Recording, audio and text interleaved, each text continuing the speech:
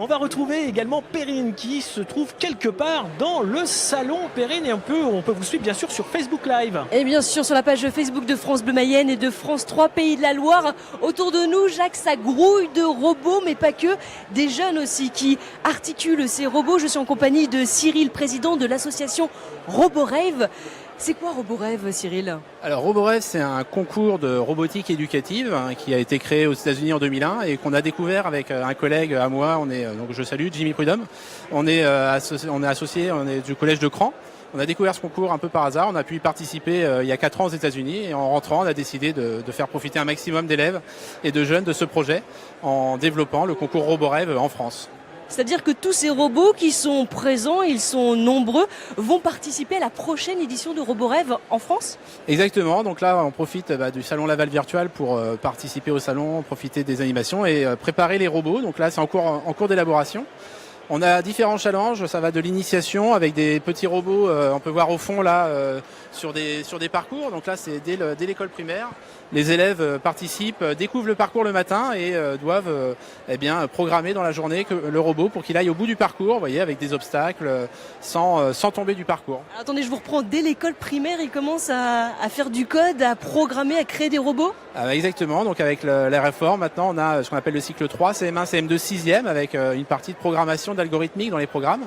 Et donc voilà, il faut juste avoir un peu de matériel à la base, ça reste très accessible. On voit au fond un petit robot qui navigue dans un labyrinthe. Voilà, on va avancer voir ce labyrinthe, là, où il est constitué. Un challenge qui est en élaboration. Vous voyez là, on a juste, pour l'instant c'est un prototype, il est fait en carton. Vous voyez là, on a des jeunes qui programment des petits robots. Alors c'est un petit robot M-Bot, voilà, des prix assez accessibles avec des capteurs.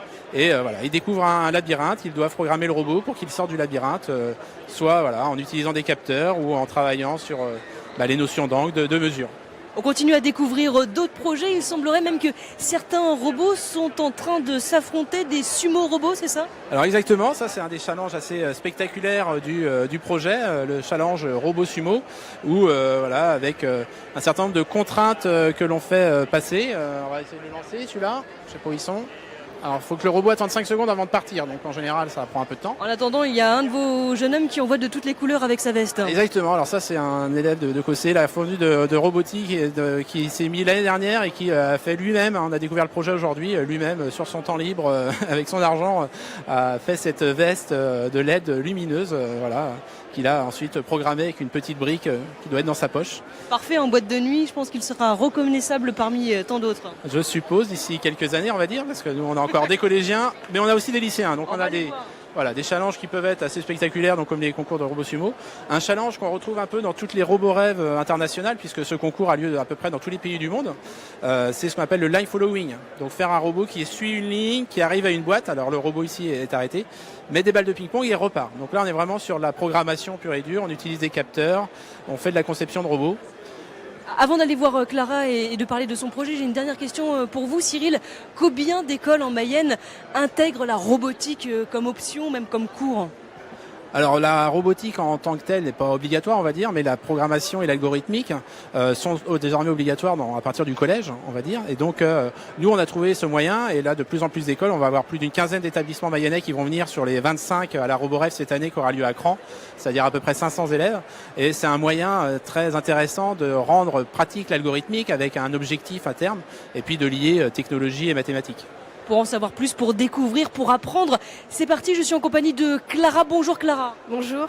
Tu as 14 ans, tu es au collège Volnay à Cran, et qu'est-ce que tu as entre les mains? Donc c'est une canne pour aveugles, elle détecte chaque couleur en envoyant une vibration différente.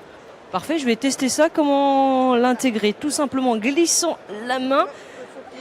Faut plier ses doigts, ok. Ah, c'est pas si compliqué que ça finalement. Et donc on a 6 carrés au sol. Oui, c'est ça. Et là, qu'est-ce que je dois faire? Je dois me laisser guider, tout simplement, pour voir les sensations que j'ai. Et selon les couleurs, il y a des petites vibrations qui vont tout simplement s'intégrer. Combien de temps as-tu mis pour créer cette canne? 5 mois. Tu travailles toute seule, Clara? Oui, j'ai un ami qui m'aide qui me donne des conseils. Qu'est-ce que ça représente pour toi de créer ce genre de projet complètement fou, un projet robotique? C'est un passe-temps, ça occupe le midi pendant les heures de pause et tout ça.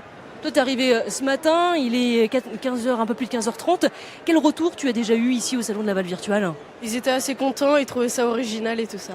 Merci beaucoup à vous deux. On va continuer bien sûr à tester, à expérimenter aussi toutes les propositions des jeunes. On va donc du CM1 jusqu'à la 6e. Les collégiens sont ici. Et puis si vous souhaitez un petit peu en savoir plus sur les projets des lycéens, ils sont tout simplement sur le stand d'à côté et ils vous attendent. Ils ont le sourire, ils ont la pêche pour vous faire découvrir leurs créations et des créations peut-être du futur. On les retrouvera dans quelques années. Les startups de demain commencent tout simplement ici au Salon Laval Virtual. À tout à l'heure, Jacques.